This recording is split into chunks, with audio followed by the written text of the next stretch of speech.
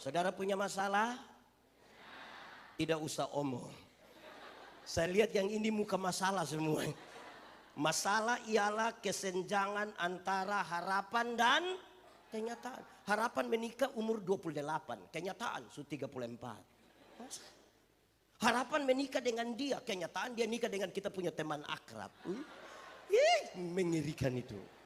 Karena itu jemaat, karena itu orang dewasa iman hampir-hampir tidak meminta orang lain berubah. Tapi siapa yang berubah? Diri sendiri berubah.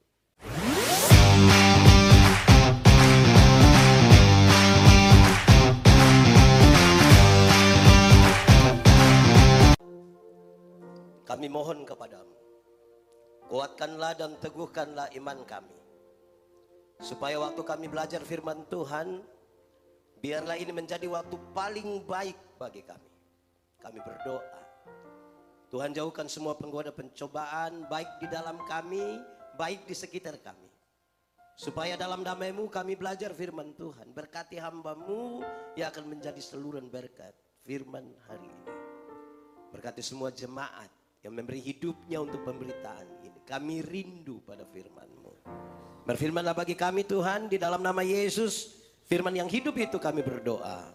Amin. Mari silakan duduk semuanya.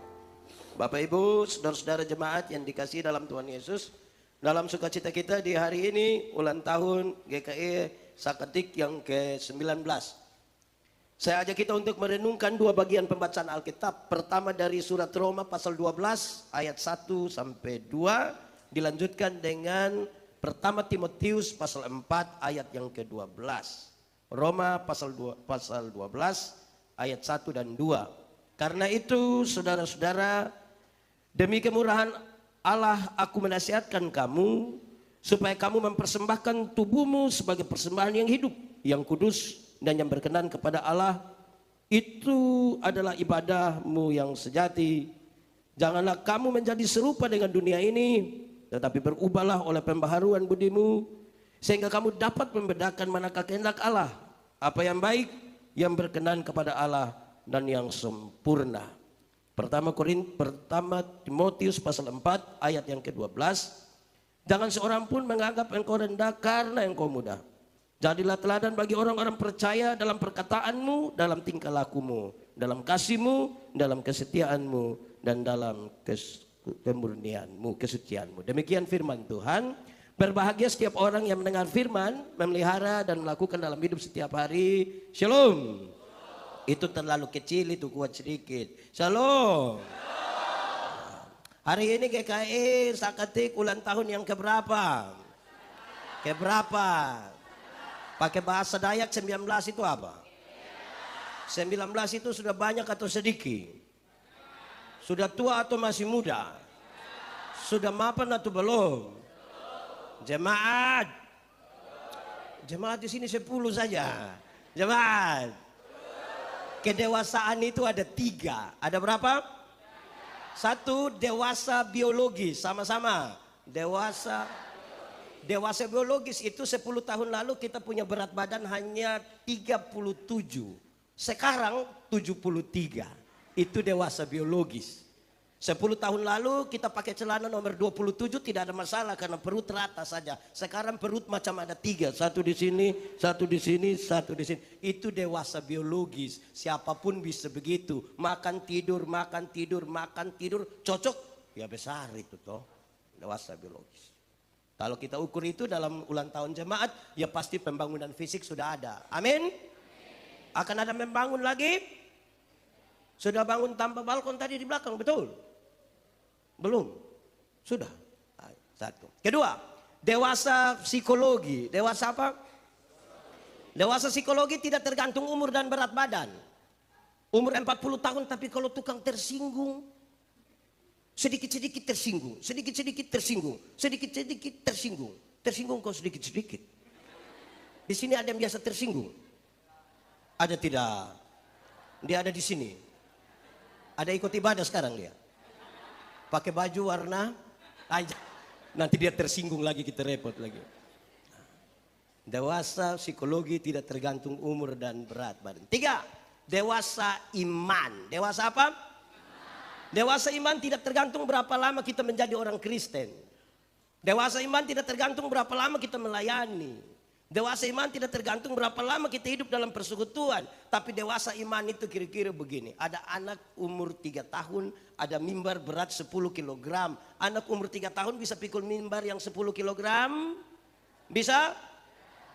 17 tahun kemudian dia umur 20 tahun. Bisa pikul mimbar yang 10 kilogram?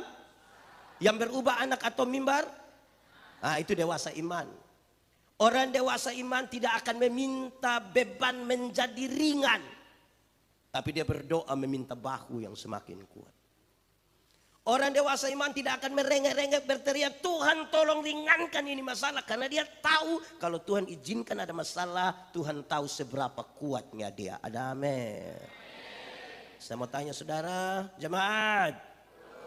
Saudara punya masalah? Tidak usah omong. Saya lihat yang ini muka masalah semua. Masalah ialah kesenjangan antara harapan dan kenyataan. Harapan menikah umur 28, kenyataan sudah 34. Harapan menikah dengan dia, kenyataan dia nikah dengan kita punya teman akrab. Mengerikan itu. Karena itu jemaat. Karena itu orang dewasa iman hampir-hampir tidak meminta orang lain berubah. Tapi siapa yang berubah? Diri sendiri berubah. Kadang-kadang kita sibuk suruh orang lain berubah, lupa ubah diri sendiri. Ada amin. Di Palangkaraya ada yang begitu. Sibuk dengan orang lain saja. Ada?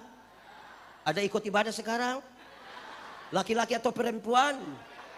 Mulai baku tuduh sudah. Oke, lanjut jemaat. Kekristenan itu bertingkat-tingkat. Ada 3 tingkat dalam kekristenan. Berapa tingkat?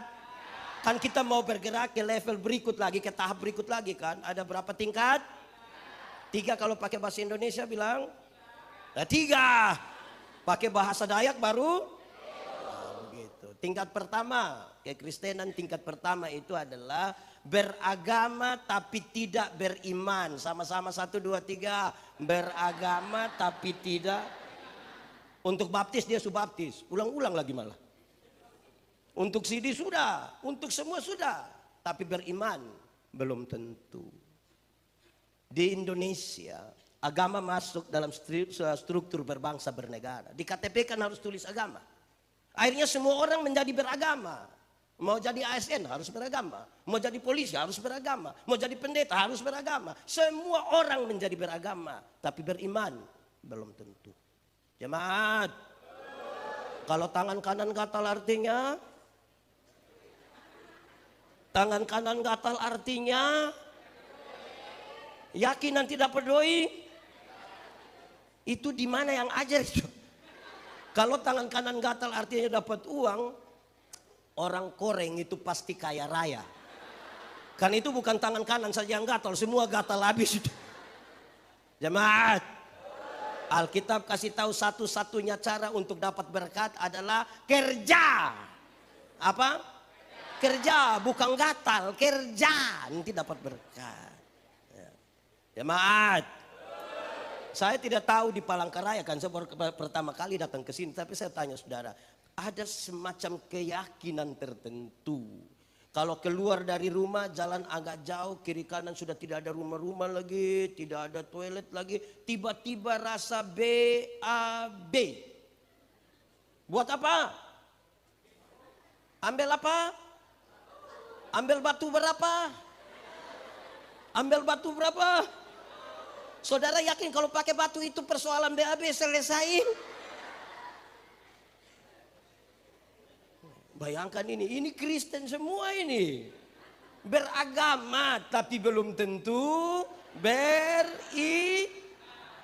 itu dia soal ada di situ. Tingkatan kedua, kita bisa ukur. Tingkatan kedua, bertobat tapi tidak berbuah. Sama-sama 1, 2, 3. Untuk bertobat dia sudah bertobat. Untuk mabuk tidak mabuk lagi, tidak judi lagi, semua tidak lagi. Tapi tidak berbuah. Karena tidak berbuah maka dia selalu bicara tentang masa lalu.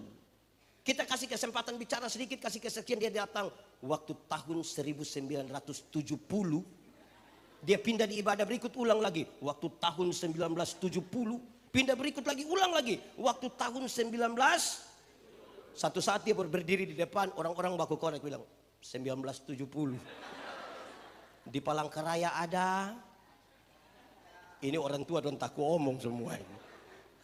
Ketiga, ini yang paling tinggi. Tahap yang paling tinggi itu adalah berbuah. Sama-sama. Dalam hal inilah Bapakku dipermuliakan, yaitu jika kamu berbuah banyak dan buahmu itu tetap, supaya apa yang kamu minta kepada Bapa dalam namaku diberikannya kepadamu. Jemaat, berbuah bagi Tuhan gampang atau susah? Susah atau gampang? Gampang atau susah? Kalau ada yang bilang susah-susah gampang, itu tidak ada jawaban. Berbuah bagi Tuhan gampang atau susah? Gampang. Teorinya ringan. Ranting yang melekat pada pohonnya, buah keluar dengan sendirinya tanpa disuruh. Jemaat, tahu pohon mangga? Pernah lihat pohon mangga berbuah? Pernah lihat orang Dayak ancam pohon mangga supaya berbuah? Ranting yang melekat pada pohonnya, buah keluar dengan sendirinya tanpa disuruh. Ada amin. Jemaat, banyak orang rindu berbuah tapi tidak mau melekat pada pohonnya. Akhirnya buahnya ada tapi buah plastik. Jemaat, tahu jeruk plastik, pisang plastik, advokat plastik, enak?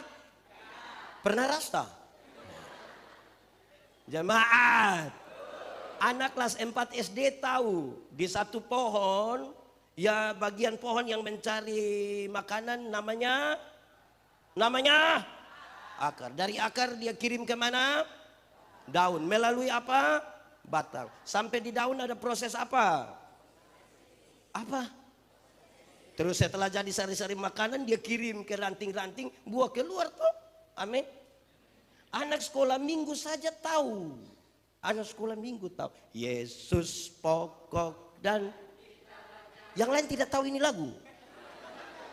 Saudara tidak tahu ini lagu. Lalu kenapa suruh saya solo?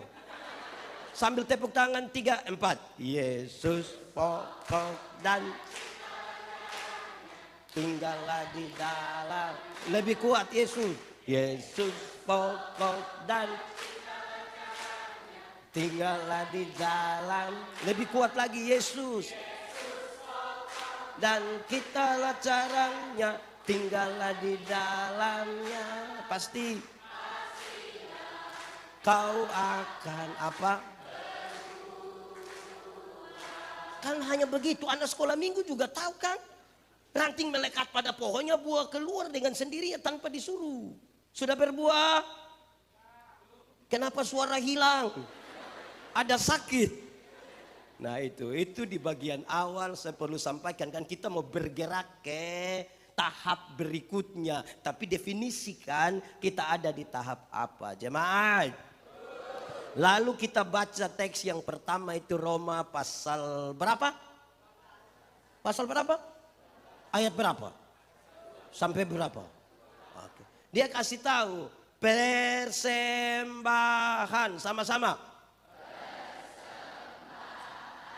Persembahan itu kata dasarnya sembah. Apa? Bukan sumbang. Dalam gereja, dalam tata ibadah kita, bagian pemberian itu namanya persembah. Bukan persumbangan. Tapi datang kepada Tuhan dalam penyembahan, itulah kita tidak datang dengan tangan hampa. Tapi ada sesuatu yang kita bawa kepada Tuhan. Nanti persembahan tubuh sebentar kita bicara. Tapi ini tentang apa yang kita bawa kepada Tuhan. Datang dalam penyembahan. Jemaat. Waktu kita bicara tentang penyembahan yang benar itu kita bicara tentang menyembah Tuhan dalam roh dan jemaat. Roh itu lawannya kedagingan. Roh itu lawannya. Saudara tidak bisa datang menyembah Tuhan dalam kedagingan. Yang biasa pilih-pilih pendeta itu. Di sini ada yang biasa pilih-pilih pendeta. Kalau dia baca, oh ini yang pimpin. Ibadah ketiga saja. Ini setan yang pimpin. Di Palangkaraya ada begitu. Ada di sini dia. Anak muda atau orang tua itu? Kedagingan. Saudara tidak bisa datang menyembah Tuhan dalam kedagingan. Tidak bisa. Roh. Yang kedua, kebenaran itu lawannya adalah Jemaat. Tahu munafik? Coba angkat tangan yang munafik. Tidak ada. Orang di sini jujur-jujur semua. Tepuk tangan dulu, ini orang jujur semua. Itu sudah naik level itu kalau jujur-jujur semua. Hai jemaat. Banyak orang kira dia hidup dalam kebenaran, padahal belum tentu. Kebenaran dalam Alkitab itu punya 3 dimensi. Berapa dimensi?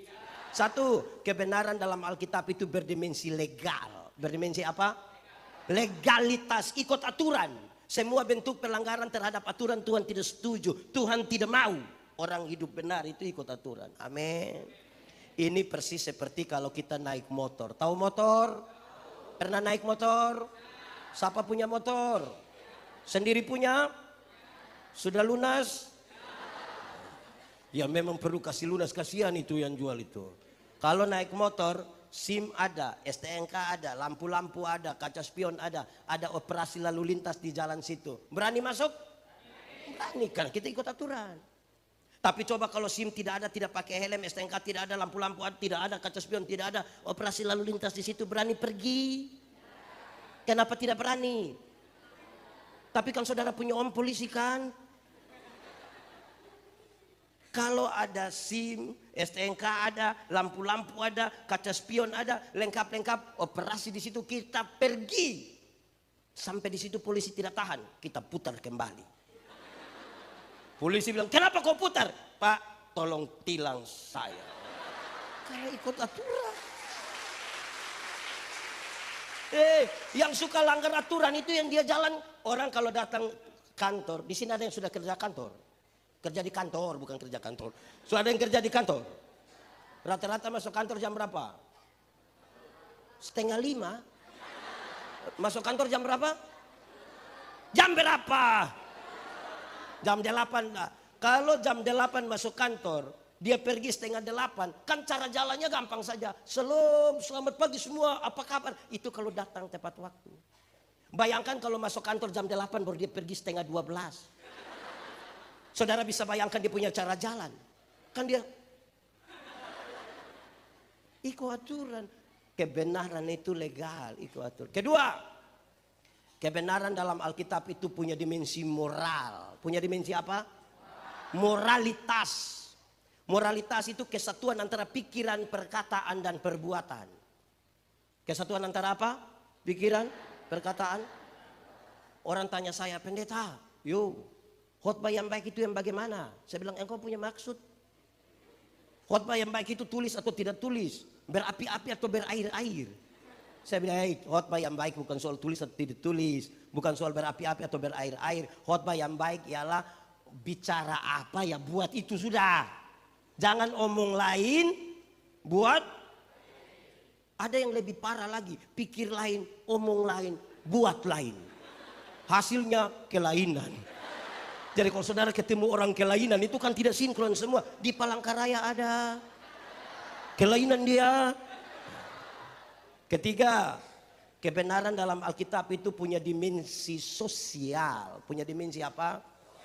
Sosialitas. Sosialitas itu artinya kepekaan untuk turut mengambil bagian dalam penderitaan orang lain. Solidaritas. Kenapa saya harus solider dengan seseorang? Karena Tuhan Allah lebih duluan solider dengan saya. Hendaklah kamu saling mengasihi karena Tuhan lebih dahulu mengasihi kamu.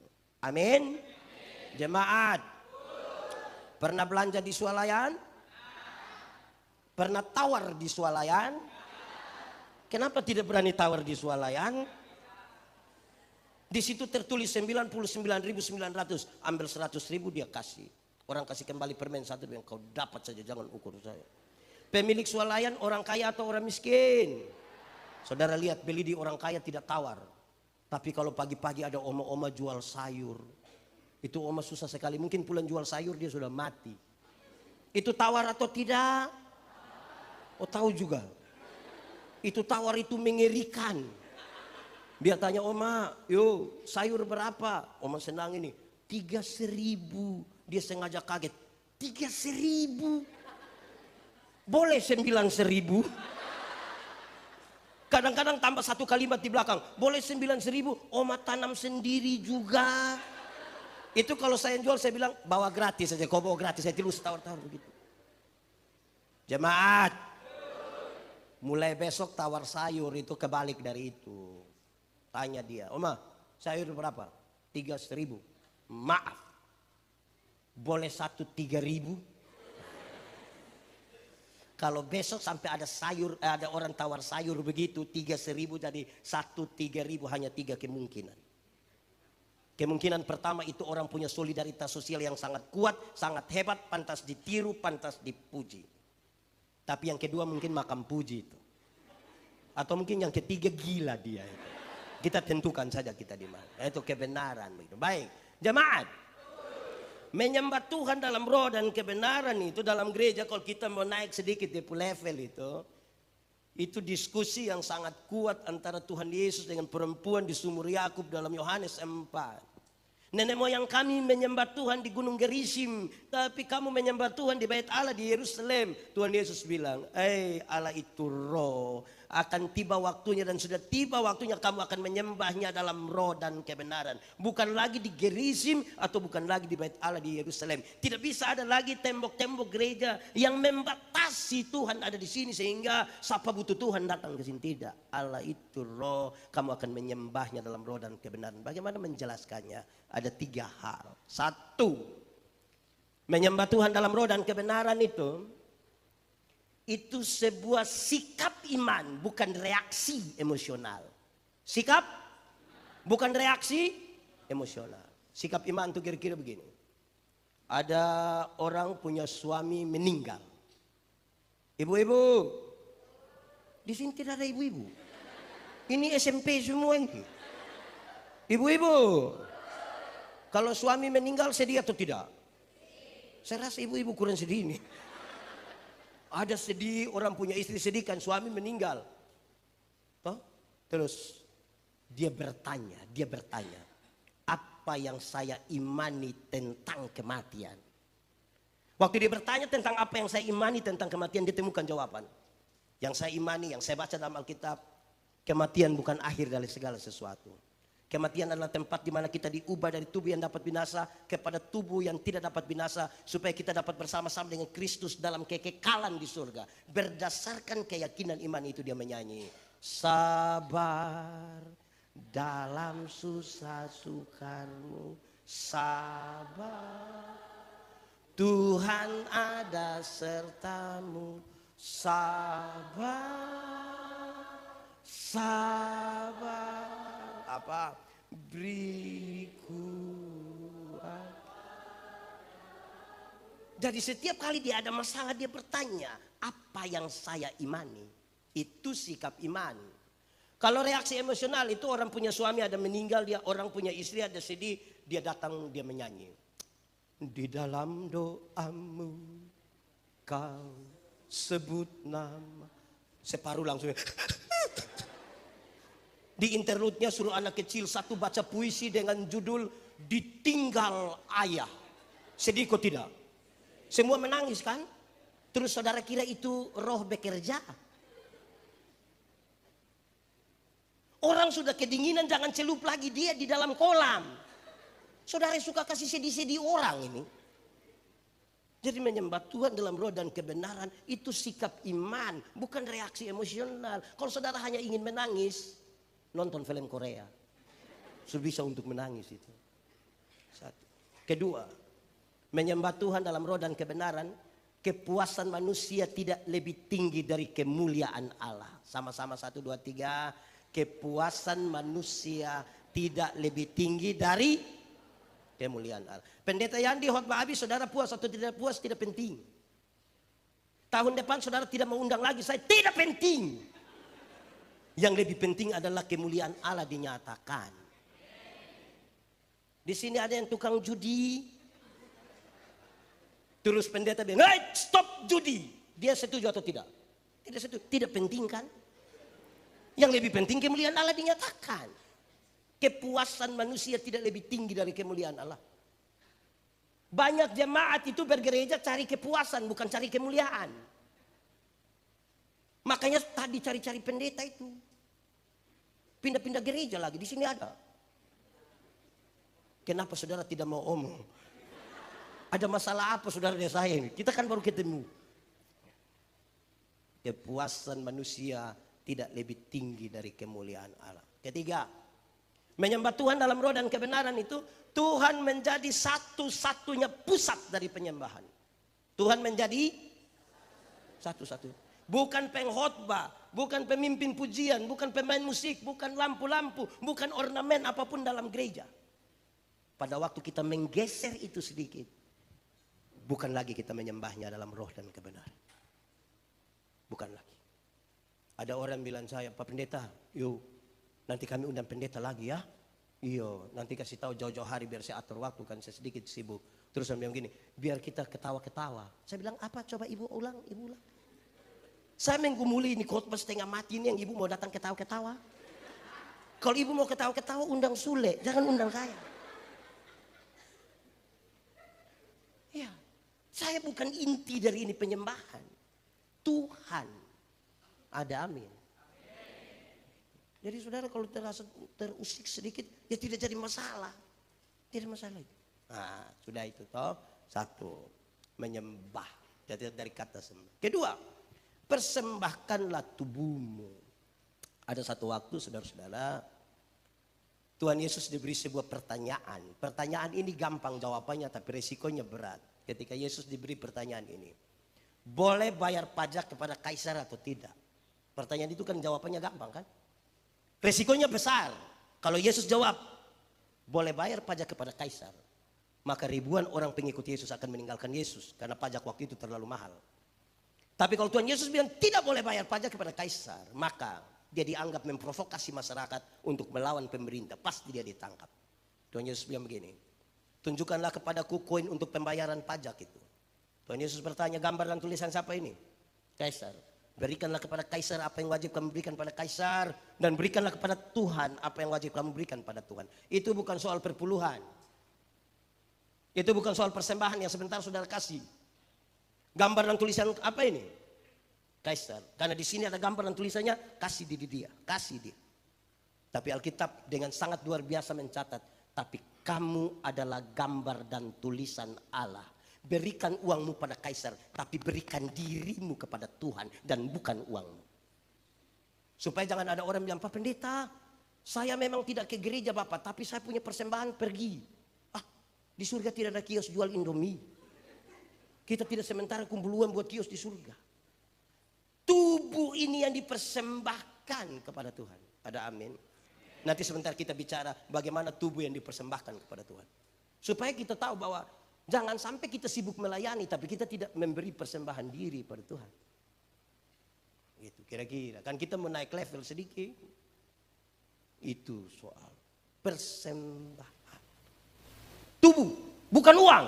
Kalau tubuh saja kita sudah berikan, apalagi uang. Saudara tidak usah takut dengan pemberian Tuhan, tidak usah takut. Belum ada orang miskin melarat hanya karena memberi kepada Tuhan. Belum ada. Saya bicara tentang persembahan.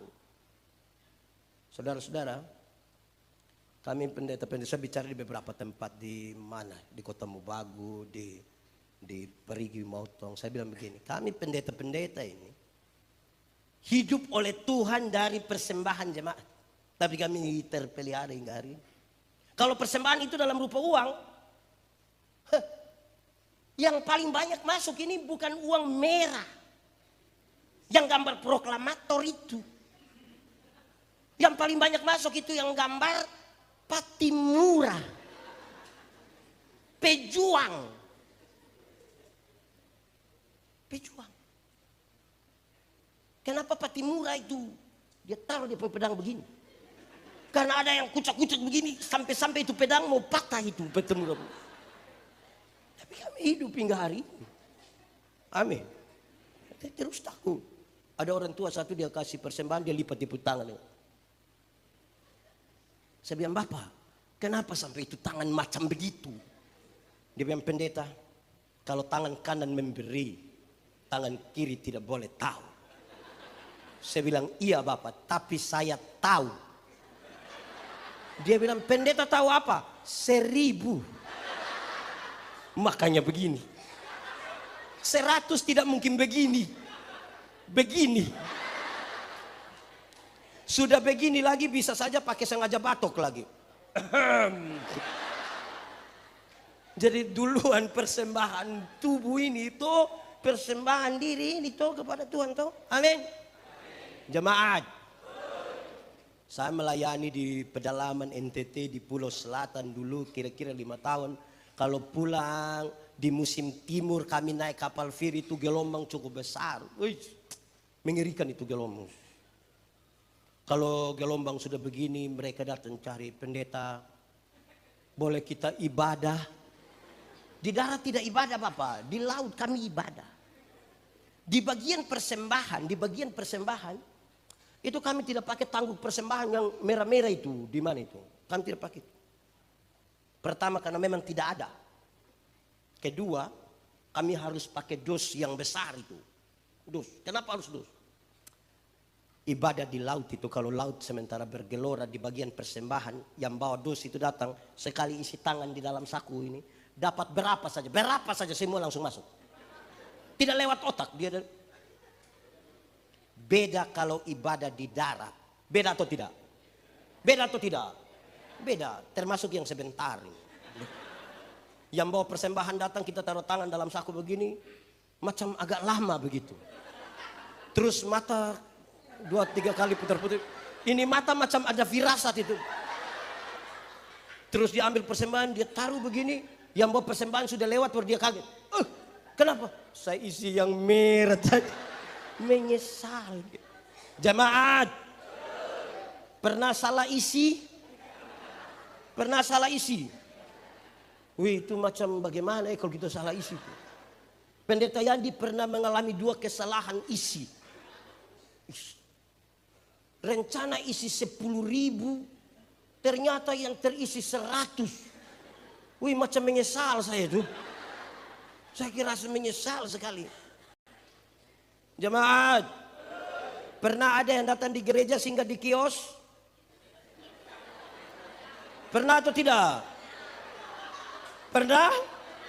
Itu singgah di kios untuk apa? Tukar kasih besar? Ada harus begini. Kedua, saya punya masalah kedua. Pernah alami ini, mengerikan saya alami ini. Kedua, satu saat seperti tadi begitu, saya turun pesawat, harus langsung pimpin ibadah. Mereka bilang, Pak Pendeta yang tidak bisa lambat, harus langsung pimpin, kan jemaat sudah menunggu. Saya ambil toga, saya langsung pakai, bagian persembahan saya ambil, langsung isi, santai-santai, selesai. Selesai ibadah kami duduk-duduk minum kopi begini, saya coba taruh tangan dalam saku. Kok ada kertas, macam uang. Saya coba kasih keluar, ini persembahan yang saya mau kasih tadi. Lalu tadi yang saya isi apa? Yang tadi sempat masuk itu apa? Baru saya ingat yang masuk itu boarding pass. Ada saya pun nama lengkap lagi di situ. Nama jelas dengan gelar. Makanya persembahan itu tolong dipersiapkan. Amin kok. Berikan yang terbaik toh bagi Tuhan toh. Ada amin. Itu dari segi persembahan. Ini yang menyanyi dong, ini juga bagus. Baik kalau menyanyi toh. Ada orang tahu menyanyi tapi tidak mau menyanyi di gereja. Nanti pendeta tanya dari mimbar, ada paduan suara vokal grup? No. Tapi kalau ada informasi bahwa ketua majelis sinode GKE dan gubernur Kalimantan Tengah akan beribadah bersama-sama di GKE Sakati.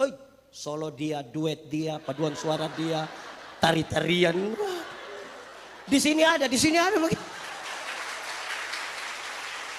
Ini tepuk tangan apa? Jadi beri persembahan yang terbaik lah tuh bagi Tuhan tuh. Ya kita mau naik level sedikit nih. Di sini ada. Jangan tunjuk. Oke, baik. Jemaat. Kamu berubahlah oleh pembaharuan budimu. Nanti kita bicara dia secara teknisnya nanti di pembacaan yang kedua. Tapi saya ingin bilang, Tuhan memanggil kita itu untuk menjadi berkat. Kadang-kadang gereja terlalu berpusat pada dirinya sendiri dan bukan pada Tuhan. Jemaat, ada satu waktu 2 orang menghadap Tuhan minta karunia. Ternyata di Tuhan tinggal 2 karunia. 1 karunia memberi, 1 karunia menerima. Orang pertama dia cepat-cepat ambil karunia menerima. Tinggal karunia. Orang kedua garu-garu kepala dia ambil karunia memberi. Lewat 20 tahun kemudian mereka ketemu di satu perapatan jalan. Di lampu merah itu. Yang punya karunia memberi. Itu dia ada duduk di atas mobil mewah. Satu tanda sukses. Saya tidak khotbah teologi sukses. Saya ada poin yang semua sampaikan. Kok ini orang sukses sekali. Yang punya karunia menerima itu lagi duduk minta-minta di pinggir jalan. Jadi waktu dorang dua baku lihat begini. Itu satu bilang begini. Pak, perasaan itu hari Pak dapat karunia memberi. Kenapa sekarang lebih hebat dari saya? Terus dia bilang begini, kawan, karena Tuhan Allah tahu saya selalu harus memberi, maka kepada saya Tuhan berikan lebih. Karena engkau mau kasih orang ini lebih, ini lebih, ini lebih. Tapi kawan ini kan karunia menerima. Jadi mana-mana hanya bilang, saya tidak tahu kita di sini lebih banyak karunia apa. Tidak usah omong. Renungkan saja. Memberi. Tuhan pakai kita. Kita menyanyi. Oh Tuhan, pakailah selagi apa? Bila apa?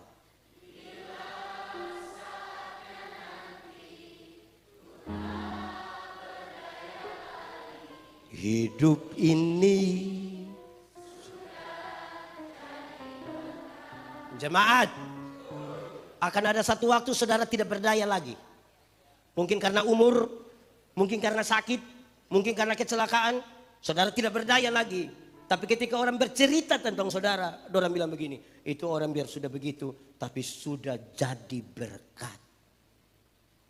Jangan dari berdaya sampai tidak berdaya, tidak pernah jadi apa-apa. Hanya jadi beban saja. Lama-lama dia baru muncul di situ, orang-orang baku korek. Beban masuk. Hidup itu jadi berkat sedikit. Di sini ada hanya jadi beban. Ada. Boleh tunjuk. Hidup itu jadi berkat sedikit. Jangan kita, tiap-tiap orang itu punya berkat sendiri-sendiri. Amin. Dan tiap-tiap orang punya masalah sendiri-sendiri. Kadang-kadang kita punya mata terlalu melihat pada orang lain punya berkat sampai lupa tahu bahwa kita juga diberkati. Kita fokus pada orang lain punya berkat. Lama-lama orang lain yang beli kulkas kita yang kedinginan. Barangkali kita akan beku. Kita juga diberkati. Aku diberkati sepanjang. Dari mana? Bila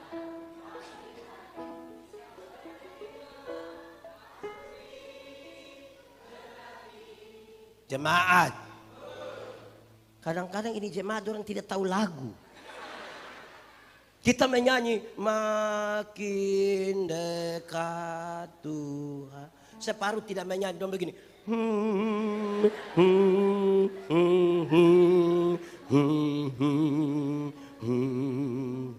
Bukan karena dia mau bikin rohani, karena tidak tahu. Lagu rohani tidak tahu, tapi kalau itu lagu yang jang baleke, tidak usah lanjut lagi itu. Gitu saudara-saudara. Jangan hanya lihat orang lain, nanti kita iri Di sini ada yang biasa iri hati. Ada. Dia paham apa? Iri hati ialah. Lebih baik saya rugi Asal engkau rugi lebih banyak daripada saya untung, tapi engkau untung lebih banyak. Maksudnya begini, ada dua orang suka iri hati, orang dua berdoa kepada Tuhan. Tapi karena Tuhan tahu dua-dua tukang iri hati, Tuhan bilang, malaikat urus orang dua. Malaikat datang, malaikat bilang, kamu dua ini tukang iri hati ini. Jadi hanya satu saja yang boleh berdoa, yang satu tidak boleh berdoa. Tapi yang berdoa ini minta apa? Yang tidak berdoa akan dapat 2 kali lipat. Jadi misalnya Bapak berdoa minta motor 1, saya yang tidak berdoa akan dapat motor 2. Di antara kamu dua siapa berani berdoa? Dua-dua tidak mau. Dua-dua tidak mau. Akhirnya sepakat, coba kita tarik lot saja. Siapa yang akan berdoa? Ternyata waktu undi, saya yang harus berdoa. Saya pikiran ini. Kalau saya minta kaya, pastikan beliau lebih kaya. Sudah. Pikir-pikir saya berdoa begini saja. Tuhan, tolong kasih saya punya mata buta 1. Kalau saya punya mata buta 1, beliau buta berapa? Buta 1 rugi atau tidak? Oh tidak, sini saya coba ke sini. Buta 1 rugi atau tidak? Tapi lebih senang lihat orang buta. Sebentar pulang dari sini ada orang bawa motor hampir tabrak, dia silih sedikit lewat 20 meter itu orang jatuh. Bruk, kita bilang apa? Mampu. Cek begini dia punya papa yang jatuh. Senang sekali lihat orang susah dan susah sekali lihat orang di Palangkaraya ada, di GKI ada, Jemaat Sakatik ada, dia duduk di muka, di tengah atau di belakang atau di jemaat. Mari kita lihat hal-hal praktisnya. Kita mau naik level sedikit, mau bergerak ke tahapan berikutnya. Paulus punya salah seorang murid rohani namanya Di sini ada nama Timotius? Tidak ada. Frankie? Paulus punya murid rohani satu namanya Timotius itu ditabiskan untuk menjadi uskup di Efesus. Tapi dia masih muda sekali. Muda. Sementara di Efesus ada banyak orang yang sudah tua. Merasa berpengalaman sekali. Mereka dari banyak yang merasa berpengalaman itu adalah pengajar-pengajar sesat. Jadi ada ajaran sesat, ada pengajar sesat. Seorang anak muda akan pergi ke sana. Paulus nasihat dia. Timotius, engkau sampai sana ini dia punya tantangan. Tidak usah berbantah-bantah dengan mereka, tidak usah. Tidak usah baku balas dengan mereka. Yang engkau harus lakukan adalah jadilah teladan. Sama-sama 1, 2, 3. Lebih kuat 1, 2, 3. Kasih tahu kawan di sebelah 1, 2, 3. Jemaat. Keteladanan itu bertingkat-tingkat, kan kita mau ke level berikutnya. Keteladanan itu bertingkat-tingkat. Ada 5 tingkat. Berapa tingkat? 5 pakai bahasa Indonesia, pakai bahasa Inggris, pakai bahasa Dayak, pakai bahasa Timur. Oke, 5. Kita bisa ukur kita di level mana dan mau bergerak kemana. 1, engkau mesti jadi teladan dalam perkataanmu. Sama-sama perkataanmu. Kata-kata dari orang-orang Kristen itu harus kata-kata yang terukur, yang melewati proses berpikir yang baik, melewati proses beriman yang baik, baru dia boleh berbicara 1 kali. Tuhan menciptakan manusia, ada 2 mata, ada berapa telinga, ada berapa mulut. Ulang, berapa mata? Berapa telinga? Berapa mulut?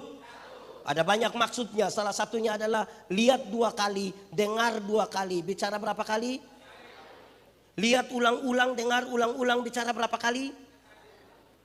Karena ada banyak orang tidak ada mata, tidak ada telinga, tapi dia punya mulut 7. Tidak tahu apa-apa, bicara macam tahu-tahu. Itu yang bikin kacau gereja itu di situ. Yang bikin kacau ini negara Republik Indonesia itu yang tidak tahu apa-apa tapi bicara macam di sini ada. Kata-kata yang keluar dari mulut orang Kristen itu terukur. Karena itu pesannya gampang saja, pesannya gampang. Satu, mulut orang Kristen tidak boleh tipu. Tidak boleh. Jemaat, tipu boleh atau tidak? Tipu boleh atau tidak? Kalau untuk kebaikan kita tipu sedikit boleh? Apa? Tidak ada tipu untuk kebaikan, tipu itu tipu. Satu tipu itu bisa melahirkan tipu baru. Bapak, kenapa tidak ke gereja? Perasaan dengan pendeta tanya, dia bilang, saya sakit pendeta. Ini tipu ini. Ketemu istrinya kita bilang, ibu, bilang bapak ada sakit. Karena ibu tidak tahu, ibu bilang, tidak, ada baik-baik itu. Kita ketemu dia, kita bilang, bapak, ibu bilang bapak tidak sakit. Terus dia bilang, sebenarnya saya sakit tapi belum kasih tahu ibu. Satu tipu melahirkan tipu baru. Alkitab bilang, bapa dari segala penipu ialah iblis. Jadi pada waktu kita tipu kita punya bapa nama? Oh. Mulut orang Kristen itu tidak boleh maki. Tidak boleh apa? Di sini ada yang biasa maki-maki. Dia ada di sini. Aduh itu orang. Jemaat. Maki ialah mengeluarkan barang-barang yang tidak perlu dikeluarkan. Itu barang diam-diam di situ kita omong supaya kenapa? Kalau ada anak kecil dia maki tanpa kita setuju kita masih bisa terima. Kan itu anak tidak mengerti toh. Anak kecil itu kalau dia mandi habis biar dia tidak pakai apa-apa. Papa mama punya tamu ada. Biar dia tidak pakai pakaian dia bisa keluar. Kan dia tidak mengerti. Betul kok tidak? Tapi coba dia punya bapak coba. Mandi habis begitu orang ada latihan-latihan menyanyi baru dia keluar. Hai besti. Wah. Tidak bisa. Tidak bisa. Jadi yang tukang maki-maki itu stop sudah. Amin kok. Ketiga, mulut orang Kristen itu tidak boleh membuli. Tidak boleh membuli. Di sini ada yang biasa bully orang. Ah itu jelas itu yang. Kadang-kadang ada teman satu kulit hitam sedikit kita ganti dia punya nama. Black. Yang kulit hitam itu datang dia bilang salam. Terus yang biasa bully itu dia bilang suara ada tapi orang di mana? Ini bully ini tidak bisa. Ini anak muda dong ini anak-anak muda ini biasa aduh repot sekali. Tidak boleh ya. Amin kok. Jemaat. Kreativitas itu boleh saja. Tapi kreativitas dibangun di atas hal yang benar. Ada satu mikrolet di Kupang. Ada tulisan di samping pintu itu. Tulis bilang begini. Kalau mau umur panjang. Pura-puralah tuli. Oh jadi saya bayangkan. Supaya kalau orang mau bicara apa kita tidak bisa dengarkan. Saya bayangkan begitu. Ternyata bukan itu yang dia maksud. Ada lanjutan di bawah, dia bilang begini. Kalau mau umur panjang, pura-puralah tuli. Supaya kalau Tuhan panggil, engkau tidak dengar, engkau jalan terus. Saya bilang manusia macam begini, ini Tuhan tidak panggil. Nanti dia pergi sendiri. Kita ini kadang-kadang ini terlalu bagaimana. Di sini ada yang begitu. Yang sudah malas ke gereja lagi. Duduk miras lagi di situ. Pendeta tanya, hei ada buat apa? Perjamuan Bapak.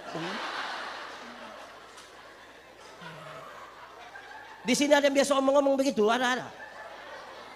Jemaat.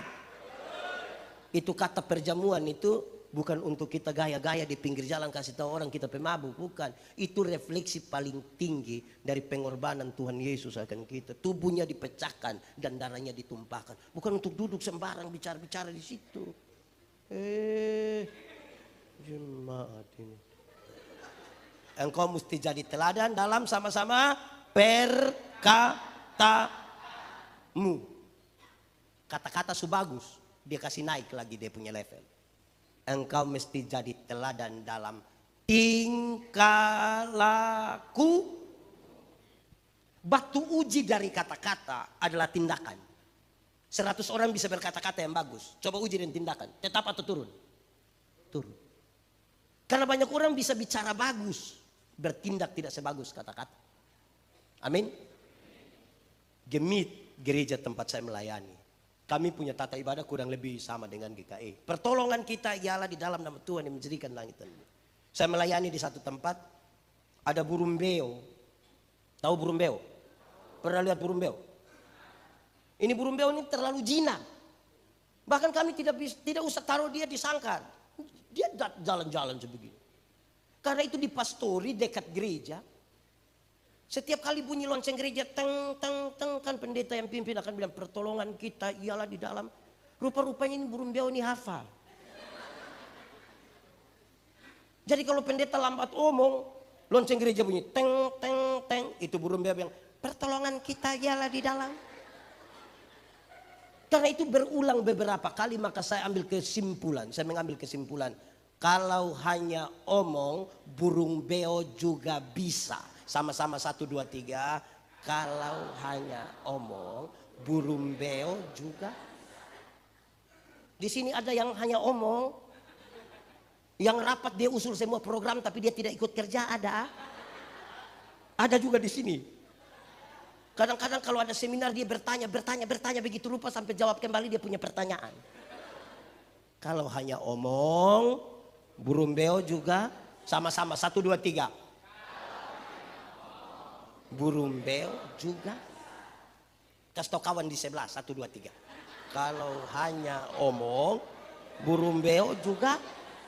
Oke, bikin status. Kalau hanya omong, burung beo juga. Jadi batu uji dari kata-kata itu tindakan. Lihat kita pun tindakan. Sekarang tindakan sudah baik, dia kasih naik level lagi. Tadi teladan dalam apa? Perkata. Level 2 tingkah laku. Dia naik lagi. Tingkah laku sudah bagus. Dia kasih naik. Engkau mesti jadi teladan dalam kasih. Teladan dalam kasih. Saudara-saudara, ingat bahwa tidak semua tindakan yang baik itu dibangun di atas motivasi yang benar. Belum tentu. Ingat bahwa tidak semua senyum tulus. Saya datang, saya bilang, "Shalom." Saudara bisa bilang, "Shalom." Saya lewat baru separuh bilang, Betul. Karena itu Paulus bilang, apapun yang kamu berbuatlah dengan segenap hatimu seperti untuk dan bukan untuk. Saya khotbah di banyak bank di Indonesia. Saya bilang begini, ini ibu-ibu yang kerja di bank ini cantik-cantik semua.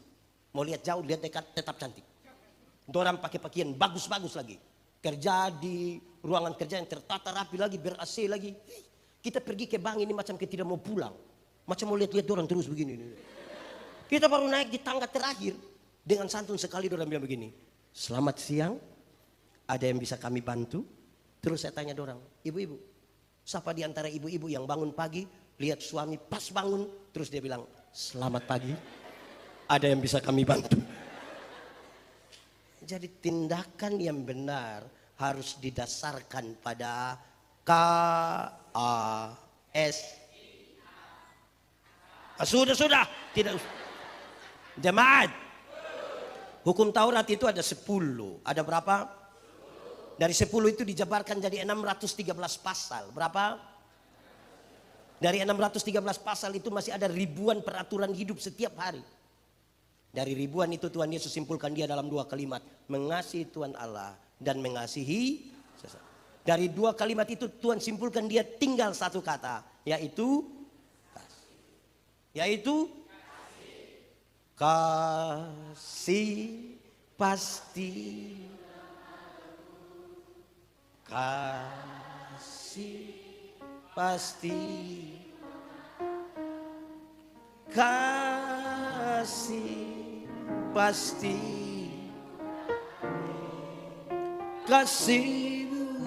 Kasihmu Tuhan. Sama-sama. Ajarilah kami ini saling. Ajarilah kami ini saling. Ajarilah kami ini kasih. Kasihmu ku tiada. Itu level keberapa? Kasih. Keempat, kasih sudah bagus ini. Tadi pertama teladan dalam perkataanmu. Kedua teladan dalam dia naik. Terjadi teladan dalam kasih sudah bagus, dia kasih naik lagi. Engkau mesti jadi teladan dalam kesetiaanmu. Jadi teladan dalam batu uji dari kasih itu adalah setia. Kita setia atau tidak? Setialah. Seperti siapa? Seperti Tuhan. Setia sampai kapan?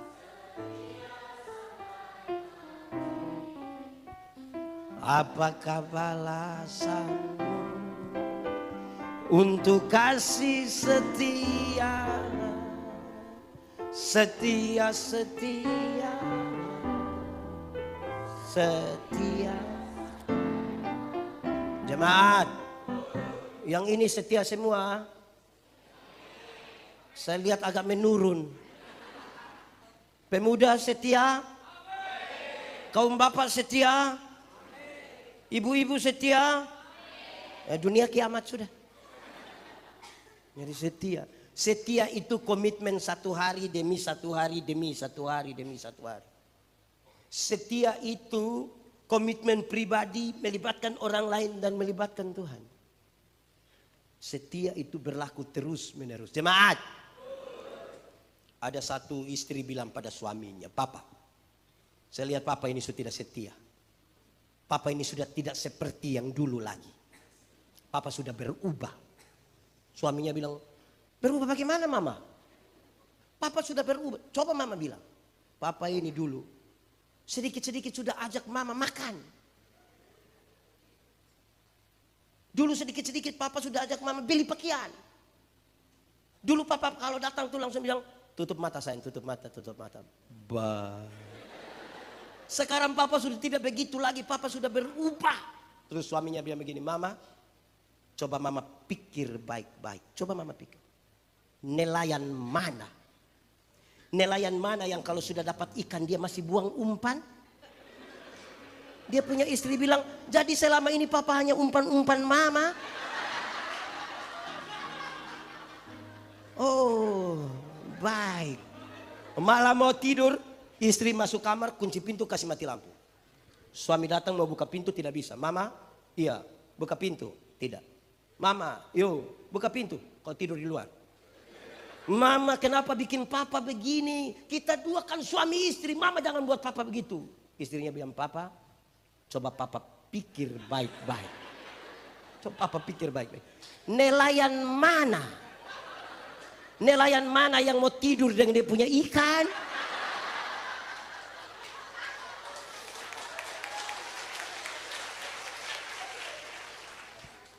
Ku mau setia sampai akhir." Tidak tahu ini lagu. Sudah saya tidak menyanyi kalau begitu. Repot ini.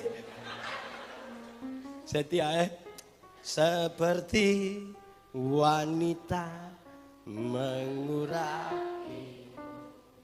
menangis di bawah kakimu.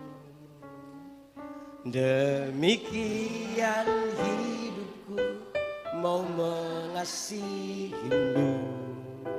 Yesus, engkau baik bagi sampai akhir.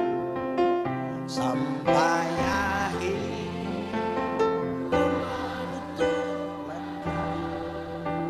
Ku tetap setia menanti janjimu sampai ku dapatkan mahkota kehidupanku. Ku tetap setia melayani. Ku tetap setia. Ku tetap setia melayani.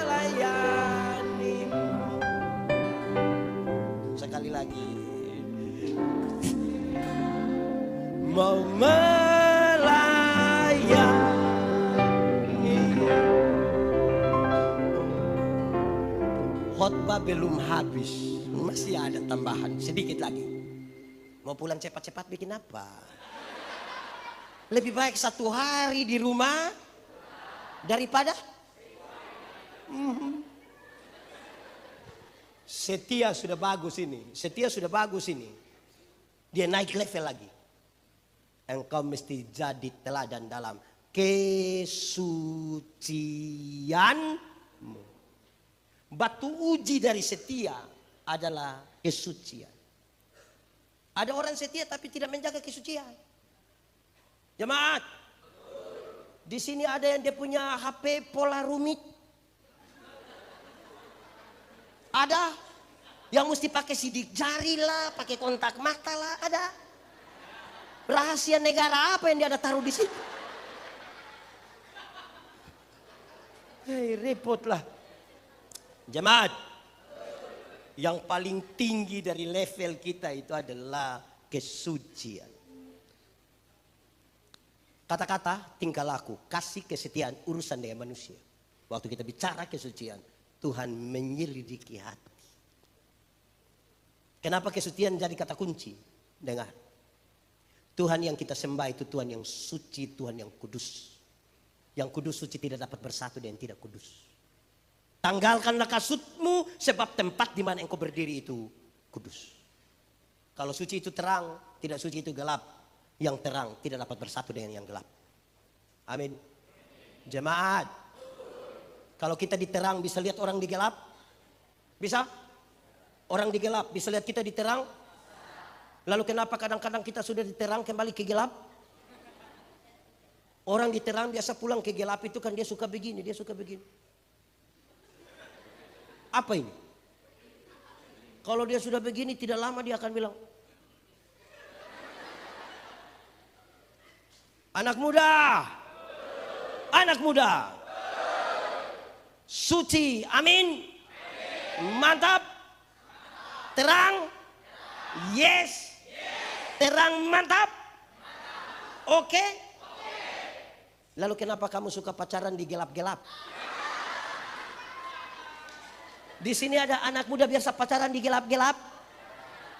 Coba tunjuk, coba tunjuk. Ah, jemaat, jemaat, ini poinnya. Kadang-kadang kita aktif melayani, kita maha hadir dalam ibadah, maha hadir. Semua ibadah kita hadir, Senin sampai Minggu. Kaum bapak kita ikut, lansia kita ikut, anak sekolah minggu pun kita ikut, semua kita ikut. Menyatu dengan Tuhan belum tentu. Pendeta yang dihotbah tiap hari menyatu dengan Tuhan belum tentu. Kita jadi aktivis pelayanan. Karena kita tidak menjaga kesucian hidup.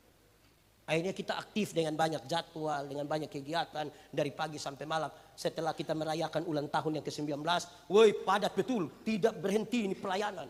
Tapi kalau tidak jaga kesucian, kenapa lihat saya? Ini kita punya batu uji paling tinggi dari tadi. Kita ucapkan satu-satu. Jadilah teladan dalam perkataanmu. Terus jadilah teladan dalam tingkah. Jadilah teladan dalam kasih. Jadilah teladan dalam kesetiaanmu. Yang terakhir, jadilah teladan dalam kesucian. Tuhan memberkati kita. Amin.